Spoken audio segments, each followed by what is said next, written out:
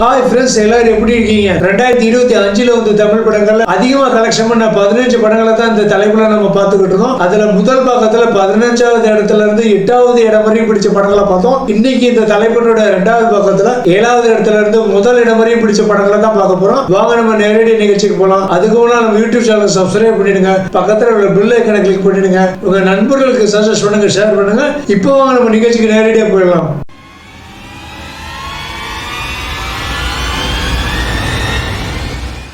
அடுத்து 7வது இடத்தை பிடிச்ச தமிழ் படத்தோட ஒரு பெரிய ஸ்பெஷாலிட்டி என்னன்னா, இந்த படம் 2 ஃபெஸ்டிவல் அன்னைக்கு ரிலீஸ் ஆயிருக்கு. அதாவது இந்த படம் ரிலீஸ் ஆன நாள் பாத்தீங்கன்னா செப்டம்பர் 5ஆம் தேதி 2025 வருஷம். அந்த வெள்ளிக்கிழமை கேரளால ஓணம் கொண்டாடினாங்க. ஆனா நம்ம ஊர்ல நம்ம மக்கள் கொண்டாடினது துக்க வெள்ளி. அந்த அளவுக்கு இந்த படத்தை பார்த்து மக்கள் கதறி அழுதுட்டாங்க.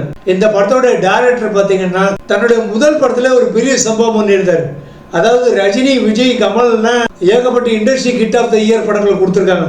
ஆனா நம்ம அஜித் ஒன்னே கண்ணே கண்ணு ஒரே ஒரு படத்தை தான் கொடுத்துருக்காரு. அது நம்ம டைரக்டருடைய படம் தான். இதோட விட்டாரு நம்ம டைரக்டர். இவருக்கு இதான் முதல் படம். ஆனா இந்த முதல் படத்தையே ஒரு மலையாள படத்தோடைய கதையில இருந்து காப்பி அடிச்சு அந்த மலையாளத்துல எந்த ஹீரோவை நடிச்சிருந்தாலும் அந்த ஹீரோவை தன்னுடைய முதல் படத்துல அஜித்துக்கு அண்ணனா நடிக்க வச்சிருந்தாரு நம்ம டைரக்டர். இப்படி தன்னுடைய முதல் படத்துல மட்டுமா காப்பி அடிச்சாரு, தன்னுடைய அடுத்த எல்லா படங்கள்லையும் ஹாலிவுட்காரர்ல இருந்து தன்னுடைய அசிஸ்டன்ட் டைரக்டர், அசோசியேட் டைரக்டர் ஆரம்பிச்சு தன்னுடைய பட ஷூட்டிங்க்கு டீ கொண்டு வர பையனுடைய கான்செப்ட் வரைக்கும் காப்பி அடிச்ச டைரக்டர் தான் நம்ம டைரக்டர். அடுத்து நம்ம டைரக்டரோட படங்களை பார்த்துதான் ஹாலிவுட்ல கிறிஸ்டோபர் நோலன் ஒரு சின்ன ஒரு டைரக்டர் இருக்காரு. யாருன்னு எனக்கும் தெரியல. அவர் நம்ம டைரக்டரோட படங்களை பார்த்து காப்பி அடிச்சுன்னா இன்னைக்கு ஒரு பெரிய டைரக்டர் ஆயிருக்காரு. ஆஸ்கார் அவார்ட் எல்லாம் வாங்கியிருக்காரு. அது மட்டும் இல்லாம நம்ம டைரக்டர் இன்னொரு ஒரு சூப்பரான சம்பவம் பண்ணியிருக்காரு. அதாவது வரிசையா தோல்வி படங்கள் கொடுத்துக்கிட்டு இருந்த நம்ம சூப்பர் ஸ்டாரும் நம்ம தளபதியும் கொஞ்சம் மேல எந்திரிச்சு வரும்போது இவங்களை டைரக்ட் பண்ணி ஒரு ஃபிளாப் படம் கொடுத்தது மட்டும் இல்லாம மறுபடியும் நம்ம இந்த உச்ச நட்சத்திரங்களுடைய மார்க்கெட்டுக்கே ஆட்டம் பாம் வச்சவர் தான் இந்த டைரக்டர். அது மட்டுமா பாலிவுட்டுக்கு போய் நம்ம ஷல்டு பாயோடைய மார்க்கெட்டுக்கே லேட்டஸ்டா பாம் வச்சிருந்தாரு. அப்படி ஏகப்பட்ட சிறப்பம்சங்கள் உள்ளவர் தான் நம்ம டைரக்டர். அடுத்து இந்த படத்தோட ஹீரோக்கு வாங்க. இவர் காமெடியன்ல இருந்து ஹீரோவா ப்ரமோட் ஆன நடிகர். ஏகப்பட்ட ஹிட் படங்கள் கொடுத்திருக்காரு. ஆனா இந்த படத்துல நம்ம நடிகர் பண்ண சாதனை என்னன்னா, இந்த படத்தை பார்த்த உடனே நம்ம நடிகர் மறுபடியும் கதாநாயகன் போஸ்ட்ல இருந்து காமெடியனா டீ ப்ரமோட் ஆயிட்டாரோ நினைக்கிற அளவுக்கு உண்மைக்கே இவர் இந்த படத்தோட கதாநாயகனா இல்ல காமெடியனான்னு நமக்கே டவுட் வந்துருச்சு. அந்த அளவுக்கு ஒரு பெர்ஃபார்மன்ஸ் கொடுத்திருந்தாரு நம்ம நடிகர். சோ இந்த 2 பேரும் சேர்ந்த காம்போவை பாத்தீங்கன்னா இப்ப இந்த படம் என்ன படம் நீங்க கண்டுபிடிச்சிருப்பீங்க அப்படின்னு நினைக்கிறேன். வடக்கஸ் நம்மள மாதிரி தமிழ்நாட்டுக்காரங்களை எந்த பேர் வச்சு கூப்பிடுறாங்களோ அந்த பேர்ல இந்த படத்தை எடுத்திருக்காரு. கடைசியா நம்ம டைரக்டர் பண்ண ஒரு முக்கியமான சம்பவம் என்னன்னா, இவர் சொந்தமா கதை எழுதுறதும் கிடையாது, ஸ்கிரிப்ட் எழுதுறதும் கிடையாது. மத்தவங்களை பார்த்தா காப்பிடிப்பாரு. ஆனா இது ரொம்ப பயங்கர இஷ்யூ ஆகி கேஸ் ஆகி பஞ்சாயத்து வரைக்கும் போனதுனால இனிமே நான் ஒரு படத்துக்கு கதை கண்டென்ட் எழுதுனா தானே அது பஞ்சாயத்து வரைக்கும் போகுது. சோ இனிமே நான் எந்த படத்துக்கு கதையும் எழுத மாட்டேன், கண்டென்ட் எழுத மாட்டேன், ஸ்கிரிப்ட் எழுத மாட்டேன்னு ஒண்ணுமே இல்லாம வெறும் எம்டி ஸ்கிரிப்ட் பேடோட ஷூட்டிங் போனவர் தான் நம்ம டைரக்டர். இதுக்கு மேல சஸ்பென்ஸ் வச்சா தலை வெடிச்சிடும் அப்படிங்கிறீங்களா? இத்தனை சஸ்பென்ஸ்களை நான் சொல்லி முடிக்கிறதுக்கு முன்னாடி நீங்க கண்டிப்பா கண்டுபிடிச்சிருப்பீங்க அது என்ன படம்னு. ஆமா, கடந்த 2025 செப்டம்பர் 5ஆம் தேதி கேரளால ஓணத்தன்னைக்கும் நமக்கு துக்கவள்ளி அன்னைக்கு ரிலீஸ் ஆகி நம்ம எல்லாரும் கதற வச்ச அந்த படம் தான் மதராசி. இந்த படத்தோட பட்ஜெட் பாத்தீங்கன்னா 150 கோடி ரூபாய். இந்த படத்தோட ஃபர்ஸ்ட் டே கலெக்ஷன் பாத்தீங்கன்னா 25 கோடி ரூபாய். இந்த படம் இந்தியா ஃபுல்லா 63.57 கோடி ரூபாய் கலெக்ஷன் பண்ணிருக்கு. வேர்ல்டு வைடா இந்த படமான கலெக்ஷன் பாத்தீங்கன்னா 100.48 கோடி ரூபாய். கடைசியா இந்த படத்தோட டைரக்டர் AR முருகதாஸ் ரஜினி, விஜய், சல்மான் கானுடைய மார்க்கெட் காப்பு வச்சு அவங்க கண்ணுல விரல விட்டு ஆட்டுறது மட்டும் இல்லாம சிவகார்த்திகேயன் ஆல்ரெடி ஒரு பாவம், ஒரு அப்பாவி, ஏற்கனவே ஒரிஜினல் துப்பாக்கி நினைச்சு டம்மி துப்பாக்கி விஜய்கிட்ட ஏமாந்து வாங்கின இவரை அமரன் மூலமா மறுபடியும் ஒரு ஸ்ட்ராங்கான கம்பேக் கொடுத்த சிவகார்த்திகேயன் கண்ணிலே விரல விட்டு ஆட்டி உங்களுக்கு விஜயோட துப்பாக்கி மாதிரி ஒரு படம் பண்றேன் சார்னு கடைசியில ஒரிஜினல் துப்பாக்கி மாதிரி ஒரு படம் எடுப்பாருன்னு பார்த்தா மறுபடியும் நம்ம சிவகார்த்திகேயன் கையில ஒரு டம்மி துப்பாக்கி, ஒரு தண்ணி துப்பாக்கி கொடுத்து ஏமாத்திருக்காரு நம்ம டைரக்டர். ஆனாலும் பாவம் நம்ம சிவகார்த்திகேயன். எத்தனை பேரே அவர் ஏமாத்துறதுக்கு இப்படி கிளம்பிருக்கீங்க. சரி வாங்க நம்ம அடுத்த படத்தை பார்ப்போம்.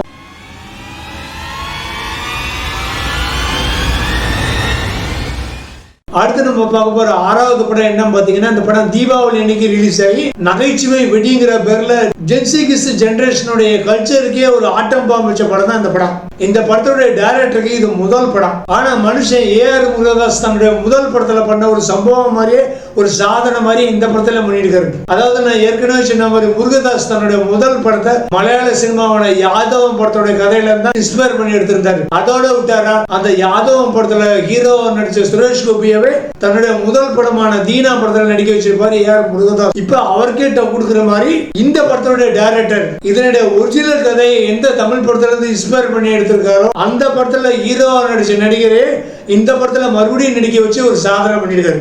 அது மட்டும் இல்லாம நம்ம டைரக்டர் பண்ண அடுத்த சாதனை என்ன பாத்தீங்கன்னா இந்த ஜென்சி கிட்ஸ் ஜெனரேஷனுக்கு ஒரு சூப்பரான ஒரு சமுதாய கருத்தை வந்து விதையா விதைச்சதான். அதாவது அன்னைக்கே எந்த காதலியும் உண்ட பொண்டாட்டி ஆயிட்டு வரும், പക്ഷെ உண்ட பொண்டாட்டி எந்த காதலியாயிட்டு வராதுன்னு சொன்னவர் தான் நம்ம பாக்யராஜ். ஆனா அவருக்கே டப் கொடுக்குற மாதிரி இப்ப உண்ட காதலி எந்த காதலியாயிட்டும் வரும், പക്ഷെ உண்ட காதலி உனக்கு பொண்டாட்டியான பிறகு உண்ட பொண்டாட்டிக்கு நான் ஹஸ்பண்ட் ஆக முடியாட்டாலும் உண்ட பொண்டாட்டியோட குழந்தைக்கு நான் டாடி ஆக முடியும்னு ஒரு புதிய சமுதாய கருத்தை சொன்ன படம் தான் இந்த படம். இந்த படத்தை பார்த்துட்டு தான் ஜென்சி கிட்ஸ் ஆகா என்ன ஒரு கருத்தை சொல்லியிருக்காரு நம்ம டைரக்டர், இந்த படத்தை தூக்கி வச்சு கொண்டாடினேன். இந்த படத்துல பெண்களை அவ்வளவு கேவலமாகவும் இந்த காலத்து ஜென்சி கிட்ஸ் பசங்களை உன்னிநிலைத்து பட சூர்யாவுக்கு அப்புறம் ரொம்ப இழிச்சவனாகவும் கட்டியிருந்தாரு நம்ம டைரக்டர். ஆனா அதையெல்லாம் கொஞ்சம் கூட புரிஞ்சிக்காம கொஞ்சம் கூட சூடு சோறே இல்லாம நம்ம ஜென்சி கிட்ஸ் இந்த படத்தை தியேட்டர்ல அப்படி கொண்டாடினாங்க. இந்த மாதிரி படம் எல்லாம் உங்களால எடுக்க முடியுமா நம்மளை பார்த்து கேட்டாங்க.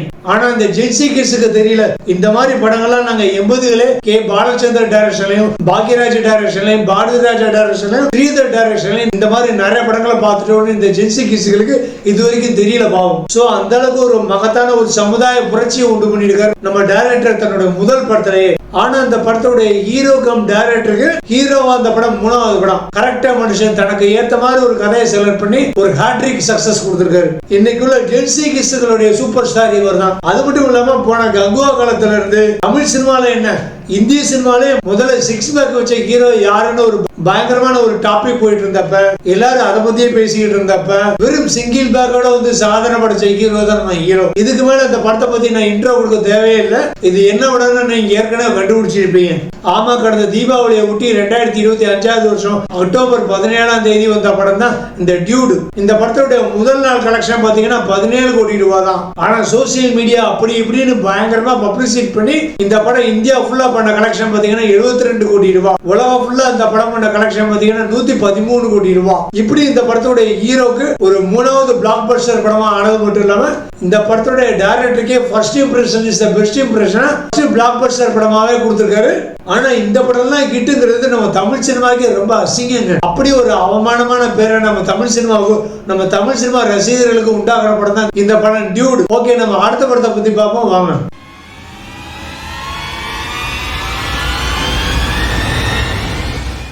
அடுத்த 5வது இடத்தை பிடிச்ச படம் என்ன அப்படின்னு பாத்தீங்கன்னா இந்த படத்தோட தலைப்பு எனக்கு ரொம்ப முதல்ல கன்ஃபியூஷனா இருந்தது. பொதுவா ஒரு படத்தோட தலைப்பு பாத்தீங்கன்னா ஹீரோட கேரக்டர் பேரா இருக்கும், இல்லைன்னா அந்த ஹீரோட குணாதிசயத்தை குறிக்கிற மாதிரி இருக்கும். ஆனா இந்த படத்தோட தலைப்பு யாரை குறிக்குதுன்னு எனக்கு தெரியல. அப்புறம் படம் முடியும் போது எனக்கே புரிஞ்சது. அப்படிப்பட்ட ஒரு சிறப்பு வாய்ந்த படம் தான் இந்த படம். அடுத்து இந்த படத்தோட டைரக்டருக்கு இந்த படம் வந்து ஒரு 4-5 வருஷம் கழிச்சு கிடைச்ச சான்ஸ்.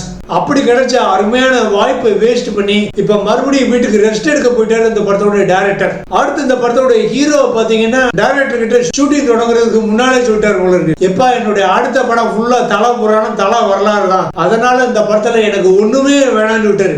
அத டைரக்டர் எப்படி புரிஞ்சுக்கிட்டாருன்னு தெரியல. சரி, ஹீரோக்கு ஓவர் பில்டப் மாசு பஞ்சு டைலாக் ஒண்ணுமே வைக்கலன்னு பார்த்தா இந்த படத்துக்கு கதை கண்டென்ட் ஸ்கிரீன் பிளே கூட ஒண்ணுமே வைக்கவே இல்லை. அப்படியே ஷூட்டிங் போயிருக்காங்க. இந்த படத்தோட டைரக்டர் கையில ஒரே ஒரு ஹாலிவுட் பட சிடி. கடைசியில் இந்த படம் முடிஞ்சு கலெக்ஷன்ங்கிற காசு வந்ததோ இல்லையோ இந்த படத்து மேல அந்த ஹாலிவுட் பட கம்பெனில இருந்து கேஸ் வந்தது. அப்படிப்பட்ட ஒரு சிறப்பு வாய்ந்த படம் தான் இந்த படம். படத்துல பாத்தீங்கன்னா ஸ்டார் காஸ்டிங் நிறைய இருக்கு, ஏகப்பட்ட பெரிய நடிகர்கள் இருக்காங்க. ஆனா அந்த ஸ்டார் காஸ்டிங்கை தவிர வேற ஒண்ணுமே இல்லை இந்த படத்துல. கிட்டத்தட்ட உன்னை நினைத்து பட சூர்யாவுக்கு அப்புறம் தமிழ் சினிமா ஹீரோவோ 1ஆம் நம்பர் இழிச்சவாயனாக்கன அடுத்த படம் வந்து இந்த படம் தான். இதுக்கு அடுத்துதான் தமிழ் சினிமா ஹீரோவோ ரொம்ப இழிச்சவாயனாக்கன டியூடு படம் வருது.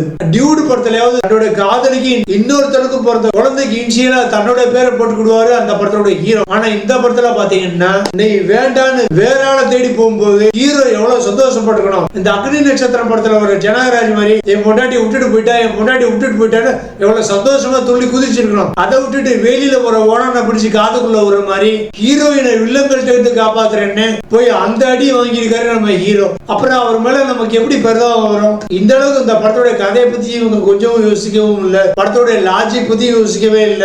அந்த ஹாலிவுட் படத்தோட கதை தமிழ்நாட்டு ஆடியன்ஸ் ஏத்துக்கிடுவாங்களா அப்படின்னு கொஞ்சம் கூட யோசிக்கவே இல்ல. அந்த ஹாலிவுட் படத்தோட கதையை காப்பீடிச்சது மட்டும் இல்லாம அந்த படத்தோட ஸ்கிரீன் பிளே, கண்டென்ட், லொகேஷன் முதற்கொண்டு அப்படியே இந்த படத்துல ஈடிச்சங்க பிடிச்சிருக்காங்க. கொஞ்சமாவது தமிழைசேஷன் பண்ண வேண்டாமா? இப்ப கரெக்டா எந்த படத்தை சொல்ல வரேன் நீங்க நல்லா புரிஞ்சிருப்பீங்க. இந்த படத்தோட ஹீரோ ஒரு வருஷத்துல 9 மாசம் காலேஜுக்கு போவார், மீதி 3 மாசம் வெக்கேஷனுக்கு இந்தியாவுக்கு வந்து ஏதாவது ஒரு படம் நடிச்சு கொடுத்து போவார். இவருக்கு ஒரு தமிழ் படத்துல நடிக்கிறது வெக்கேஷன் டைம் ஸ்பெண்ட் பண்ற மாதிரி தான். ஆனா தியேட்டர்ல கடந்து அவியறதுனோ நம்ம தான். இப்ப நான் என்ன படத்தை பத்தி சொல்லியிருக்கேன்னு நீங்க கரெக்டா கண்டுபிடிச்சிருப்பீங்க. ஆமா, கடந்த பிப்ரவரி 6ஆம் தேதி மகிழ் திருமணி டைரக்ஷன்ல அஜித், த்ரிஷா, அர்ஜுன் மற்றும் பலர் நடிப்புல வந்த விடாமுயற்சி தான் இந்த படம். இந்த படத்தோட பட்ஜெட் பாத்தீங்கன்னா 185 கோடி ரூபாய். இந்த படம் முதல் நாள் பண்ண கலெக்ஷன் பாத்தீங்கன்னா 47 கோடி ரூபாய். இந்த படம் இந்தியா ஃபுல்லா தட்டு தடுமாறி ஓடி ஒரு 80.35 கோடி ரூபாய் கலெக்ஷன் பண்ணிருக்கு. இந்த படம் வேர்ல்டு வைடா பண்ண கலெக்ஷன் பாத்தீங்கன்னா 135 கோடி ரூபாய். கிட்டத்தட்ட பட்ஜெட்டுக்கும் கலெக்ஷனுக்கும் ஒரு 50 கோடி ரூபாய் தான் வித்தியாசம் வருது. இது ஒரு முன்னணி ஹீரோவுடைய பட்ஜெட் அண்ட் கலெக்ஷன் வித்தியாசத்துக்கு ரொம்ப கம்மி தான். கிட்டத்தட்ட இந்த படம் ஒரு டிசாஸ்டர்னு வச்சுக்கலாம். கடைசியில் இந்த படம் பண்ணின ஒரே சாதனை என்னன்னா, ஏற்கனவே ஐசியூல இருந்த இந்த படத்தோட ப்ரொடக்ஷன் கம்பெனியான லைகா ப்ரொடக்ஷன்ஸ் ஒரேடியா மார்ச்சுவரிக்கு அனுப்பின படம் தான் இந்த படம். கடைசியில் இந்த படத்தோட தலைப்பு விடாமுயற்சி. ஹீரோவையும் குறிக்கல, டைரக்டரையும் குறிக்கல. பெரிய ஹீரோக்களை வச்சு நிறைய படங்கள் தயாரிச்சு ரொம்ப அடி வாங்கியும் விடாமுயற்சி பண்ணி இந்த படத்தை தயாரிச்சு இந்த படத்தோட ப்ரொடக்ஷன் கம்பெனியவும் கடைசி ரீல் வரைக்கும் இந்த படத்தை உட்கார்ந்து பார்த்து ஹீரோட தியேட்டர் விட்டு வெளியில வந்த நம்மளையும் தான் இந்த படத்தை குறிக்குது. ஓகே, நம்ம விடாமுயற்சி பண்ணி அடுத்த படத்தை பத்தி பார்ப்போம் வாங்க. Dear teachers and professors, don't feel trouble for typing your school question papers and study materials. We provide online DTP services for reducing your hard work in Hindi, Tamil, Malayalam, and English languages in your favorite fonts, like public exam question papers to make our students feel appear in public exams, and relief from headache, back pain, and eye pain. After contacting us, you no need suffer. Feel relaxed, comfortable, and no pain. Now you can spend time with your family. Now everything through online. Feel comfortable and relax. Okay. Get ready for ply your orders. Talk to us. Sri Lakshmi Graphics. WhatsApp number +91 97916242262. Email srilakshmi@gmail.com. Thank you for watching this advertisement.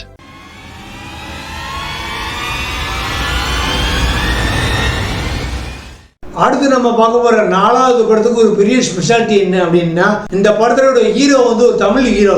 ஆனா படம் hit ஆனது தெலுங்குல. படத்தை direct பண்ணது ஒரு Telugu director. ஒரு Telugu director direct பண்ண தமிழ் படம் இந்த போன வருஷம் டாப் 15 லிஸ்ட்ல டாப் 5 ரேட்டிங்ல வந்திருக்கிறது இந்த படம் பண்ண ஒரு பெரிய சாதனை. இது இந்த படத்தோட ஹீரோவுக்கும் டைரக்டருக்கும் கூட ஒரு சாதனைன்னு வச்சுக்கலாம். ஆனா இந்த படம் பார்த்த நமக்கு தான் ஒரு பயங்கர வேதனையை கொடுத்தது இந்த படம். இந்த படத்தை பார்த்த பிறகு என் மனசுல ஒரு சின்ன வேதனை என்னன்னா, இந்த படத்துல நடிச்சிருந்த தமிழ் சினிமாவோட ஒரு முன்னாள் பெரிய இயக்குனர் இந்த படத்துல பிச்சைக்கார வேஷத்துல உட்கார வச்சிருந்தாங்க. அதை பார்க்க எனக்கு ரொம்ப மனசு கஷ்டமா இருந்தது. அதோட விட்டாங்களா, இந்த படத்துல இன்னொரு ஹீரோவா நடிச்சிருந்த ஒரு பெரிய தெலுங்கு ஹீரோவை ஒரு முன்னாள் மாமனார் வச்சு செய்யறதுக்கு முன்னாடியே அந்த முன்னாள் மாமனாருடைய முன்னாள் மருமகன் முதல்ல வச்சு செஞ்ச படம் தான் இந்த படம். இந்த படத்தோட டைரக்டர் பத்தி நான் ஏற்கனவே சொல்லிட்டேன், ஒரு தெலுங்கு டைரக்டர். அடுத்து நம்ம ஹீரோக்கு வருவோம். இந்த ஹீரோ நடிச்சு அந்த 2025 வருஷத்துல மட்டும் மொத்தம் 3 படம் ரிலீஸ் ஆயிருக்கு. அதுல முதல் படம் தான் இந்த படம். ஆனா அது இவருக்கு வேணா சாதனையா இருக்கலாம், நமக்கு தான் கொஞ்சம் வேதனையா இருந்தது. கிட்டத்தட்ட இவருடைய அடுத்த படமான இட்லி கடைக்கு முன்னாலே நம்மளும் அந்த படத்துல வேக வச்சிருப்பாரு. இப்ப நான் என்ன படத்தை பத்தி சொல்றேன் நீங்க கரெக்டா கண்டுபிடிச்சிருப்பீங்க. கடந்த 2025 வருஷம் சேகர் கமுலா டைரக்ஷன்ல தனுஷ், நாகார்ஜுனா, ராஷ்மிகா மந்தனா, பாக்யராஜ் மற்றும் பலர் நடிப்புல வந்த குபேரா தான் அந்த படம். இந்த படத்தோட பட்ஜெட் பாத்தீங்கன்னா 120 கோடி ரூபாய். இந்த படத்தோட ஃபர்ஸ்ட் டே கலெக்ஷன் பாத்தீங்கன்னா வெறும் 27 கோடி ரூபாய் தான். இந்தியா ஃபுல்லா அந்த படம் பண்ண கலெக்ஷன் பாத்தீங்கன்னா 88.8 கோடி ரூபாய். கடைசியா அந்த படம் இந்தியா ஃபுல்லா பண்ண மொத்த கலெக்ஷன் பாத்தீங்கன்னா 104.17 15 கோடி ரூபாய். ஆனா படத்தோட பட்ஜெட் 120 கோடி ரூபாய். இந்தியா கிராஸ் கலெக்ஷன் வெறும் 104 கோடி ரூபாய் தான். அப்படி பார்த்தா இந்த படம் வந்து ஒரு ஃபிளாப் தான். ஆனா வேர்ல்டு வைடு கலெக்ஷன் பார்க்கும்போது இந்த படத்தோட மொத்த தியேட்ரிக்கல் கலெக்ஷன் பாத்தீங்கன்னா 135.75 கோடி ரூபாய். அதாவது படத்தினுடைய மொத்த பட்ஜெட்டோட ஒரு 15.3 கோடி ரூபாய் எக்ஸ்ட்ரா கலெக்ஷன் பண்ணிருக்கு. அதனால இந்த படம் ஃபிளாப்ல இருந்து ஆவரேஜ் ஹிட்ங்கிற ஒரு லைட் ப்ரமோஷன் எடுத்திருக்காங்க. அவ்வளவுதான். அதனால இந்த படத்தோட ப்ரொடியூசர் ஜஸ்ட் எஸ்கேப் ஆகி திருப்பதி மலை அடிவாரத்துல திருவோட்டோட உட்கார்றதுல இருந்து தப்பிச்சு ஜஸ்ட் ஒரு மலை மேலே ஏறி உட்கார்ந்துருக்காரு. அவ்வளவுதான். அதனால இந்த படத்தோட ப்ரொடியூசருக்கு அனுதாபங்களையும் வாழ்த்துக்களையும் சொல்லிட்டு நம்ம அடுத்த இடத்தை பிடிச்ச படத்தை பத்தி பார்ப்போம் வாங்க.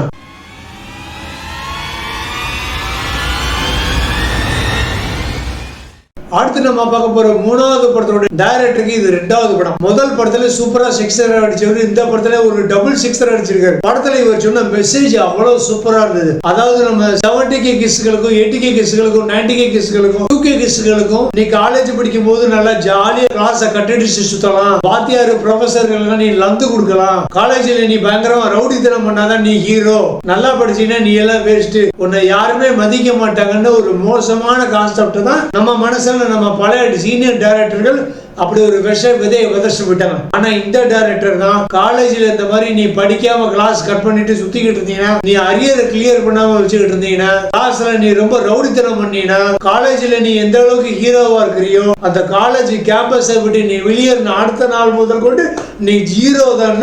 இப்போ உள்ள ஜென்சி கிட்டுகளுடைய நெத்தி புற்றுல அடிக்கிற மாதிரி கண்ணத்துல அரையிற மாதிரி சொல்லிட்டு பாரு இந்த படத்தோட director. Very excellent moral value. அது மட்டும் இல்லாம இந்த படத்துல காஸ்டிங் செலக்ஷன் அவ்வளவு சூப்பரா இருந்தது. எல்லாருமே தேர்ந்த நடிகர்கள்.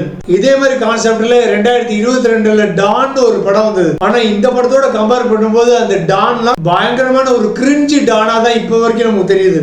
இப்படி ஒரு வித்தியாசமான கான்செப்ட சொன்னதுக்காகவே இந்த படம் அவ்வளவு சூப்பரா ஓடி இருக்கு. அடுத்து இந்த படத்தோட ஹீரோ பத்தி ஏற்கனவே இதே டாப் 15 லிஸ்ட்ல நான் சொல்லிட்டேன். அதாவது கங்குவா காலத்துல இந்தியாவுடைய முதல் 6 பேக் வச்ச ஹீரோ யாருன்னு பயங்கரமா ஒரு டாபிக் விடும்போது சிங்கிள் பேக்கோட வந்து கலக்கின ஜென்சி கிட் பேபி தான் இந்த ஹீரோ. இந்த படம் ரிலீஸ் ஆன இதே நாள் தான் இந்த ஜென்சி கிட் பேபிக்கும் இவரை மாதிரியே இருக்கிற இவருடைய senior 2K kit baby direction பண்ண ஒரு படமும் வந்தது. ஆனா 2K கிட் பேபியோட படம் அட்டர் ஃபிளாப் ஆச்சு. நம்ம ஜென்சி கிட் பேபியோட இந்த படம் தான் சூப்பரா ஓடுச்சு. அந்த அளவுக்கு ஒரு டிராகன் அவதாரம் எடுத்தவர் தான் நம்ம அந்த ஜென்சி கிட் பேபி. ஓகே, இப்போ என்ன படம் கண்டுபிடிச்சீங்கன்னு நினைக்கிறேன். கடந்த 2025 வருஷம் பிப்ரவரி 21 ரிலீஸ் ஆன ஓமை கடவுளை புகழ் அஸ்வந்த் மாரிமுத்து டைரக்ஷன்ல பிரதீப் ரங்கநாதன், அனுபமா பரமேஸ்வரன், மிஷ்கின் கயாதுலோகர் மற்றும் பலர் நடிப்புல வந்த டிராகன் தான் இந்த சினிமா. பிரதீப் ரங்கநாதன் டைரக்ஷன் பண்ண கோமாளி படத்துக்கு அப்புறம் அவரை ஒரு டைரக்டரா எடுத்துக்கிட்டாங்களே தவிர யாருமே ஒரு ஹீரோ மெட்டீரியலா அவரை பார்க்கவே இல்லை. அவரை ஹீரோவை வச்சு யாருமே படம் எடுக்க ரெடியாவே இல்லை.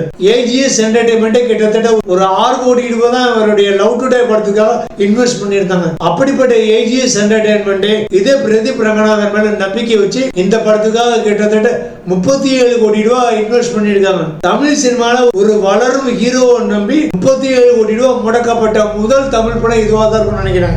இந்த படத்துடைய முதல் நாள் கலெக்ஷன் பாத்தீங்கன்னா 12.35 கோடி ரூபாய். இந்த படம் இந்தியா ஃபுல்லா பண்ண கலெக்ஷன் பாத்தீங்கன்னா 101.34 கோடி ரூபாய்கள். இந்த படம் உலகம் ஃபுல்லா பண்ண கலெக்ஷன் பாத்தீங்கன்னா 150.52 கோடி ரூபாய். இந்த படத்துல டைரக்டர் அஸ்வந்த் மாரிமுத்து இன்னொரு சம்பவம் பண்ணிருப்பாரு. அதாவது நம்ம டான் படத்துல வந்து சிவகார்த்திகேயனை ஒரு அரை மணி நேரத்துக்கு 1 மணி நேரத்துக்கு மேல நம்ம பார்க்கும்போது அவர் பண்ணின கிரிஞ்சான கோமாளி தரங்கள் சேட்டைகள்லாம் பார்த்து நமக்கே ஒரு இரிட்டேட்டிங் ஃபீலிங் வந்துகிட்டே இருந்தது.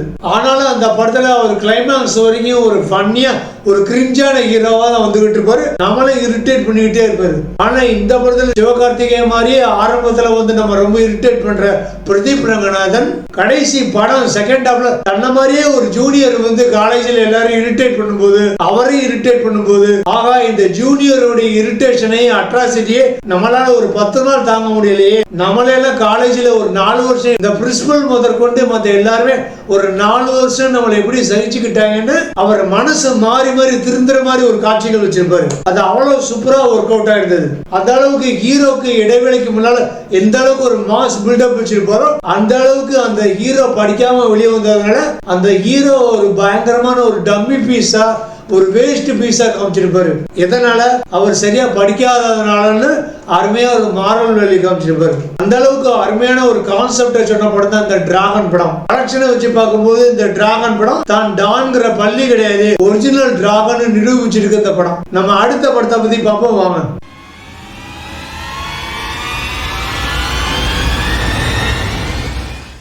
அடுத்து இந்த டாப் 15 வரிசையில 2வது இடத்த படத்தோடைய பேர்ல 3 வார்த்தைகள் இருக்கு. ஆனா இந்த 3 வார்த்தைகள்ல முதல் வார்த்தைக்கு இந்த படத்துக்கும் கொஞ்சம் கூட சம்பந்தமே கிடையாது. 2வது வார்த்தை 3வது வார்த்தை தான் இந்த படத்தோட குவாலிட்டியோட ரொம்ப ஒத்து போகுது. அப்படி ஒரு சிறப்பு வாய்ந்தது அந்த படம்.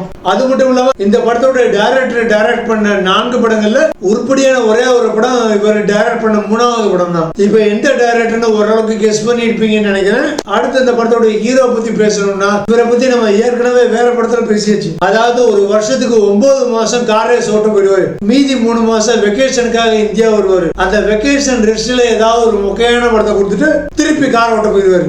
இந்த படத்துல இந்த ஹீரோ டைரக்டருக்கு கொடுத்த ஒரே ஒரு இன்ஸ்ட்ரக்ஷன் என்னன்னா, இந்த படத்துல நீ செய்ய வேண்டியது ஒரே ஒரு வேலை தான். தலை வரலாறு எழுதி தலை புராணம் மட்டும் நீ பண்ண போதும், பாக்கி நீ புடுங்குறது எல்லாமே தேவையில்லாத ஆணிதண்டர். அதே இந்த டைரக்டர் நம்ம மகிழ் திருமேனி மாதிரி ஒரே அர்த்தத்துல புரிஞ்சுக்கிட்டு இந்த படத்துல டைரக்டர் பண்ண ஒரே ஒரு விஷயம், இளையராஜா பாடல்களை அப்படியே தூக்கிட்டு வந்து இந்த படத்தோட வில்லனையும் பிரியா பிரகாஷ் வாரியரையும் குத்தாட்டம் போட வச்சு சாதனை பண்ணது. இந்த படம் ஓடுனதால பிஸியானது இந்த படத்தோட டைரக்டரும் கிடையாது, இந்த படத்தோட ஹீரோவும் கிடையாது. ரெக்கார்டிங் ஸ்டுடியோல 7 உட்காந்து சிம்பனி பாட்டு போட்டுக்கிட்டு இருந்தவரை கோர்ட் வாசலுக்கு வக்கீல் நோட்டீஸோட ஓடோன்னு ஓடிட்டு இருந்த இளையராஜா தான். அப்படி ஒரு சாதனை பண்ணது இந்த படம். இதுக்கு மேல இந்த படத்தை பத்தி நான் இன்ட்ரோ கொடுக்க தேவையில்லை, என்ன படம்னு நீங்களே கண்டுபிடிச்சிருப்பீங்க. படத்தோட முதல் வார்த்தையான குட்டு மட்டும் இந்த படத்தோட குவாலிட்டியில இல்லவே இல்லை. மீதி இந்த படத்தோட குவாலிட்டிக்கு அப்படியே அக்யூரேட்டா மேட்ச் ஆகுது. அந்த அளவுக்கு ஒரு திராபையான குப்பையான படம் தான் இந்த குட் பேட் அக்லி. இந்த படத்தோட பட்ஜெட் பாத்தீங்கன்னா 200 கோடி ரூபாய். இந்த படத்தோட ஃபர்ஸ்ட் டே கலெக்ஷன் பாத்தீங்கன்னா 51.40 கோடி ரூபாய். இந்த படம் வேர்ல்டு வைடா பண்ண கலெக்ஷன் பாத்தீங்கன்னா 248 கோடி ரூபாய். கிட்டத்தட்ட அபவ் ஆவரேஜ் கிட்டுதான் இந்த படம். மொத்தத்துல இந்த படத்தோட டீம் இந்த படத்துல போட்ட இளையராஜா பாட்டும் அதுக்கு இவங்க வச்ச குத்தாட்டத்தை தவிர இவங்க புடுங்குறது எல்லாமே இந்த படத்துல தேவையில்லாத அணிகள் தான். ஓகே, நம்ம அடுத்த படத்தை பத்தி பார்ப்போம் வாங்க.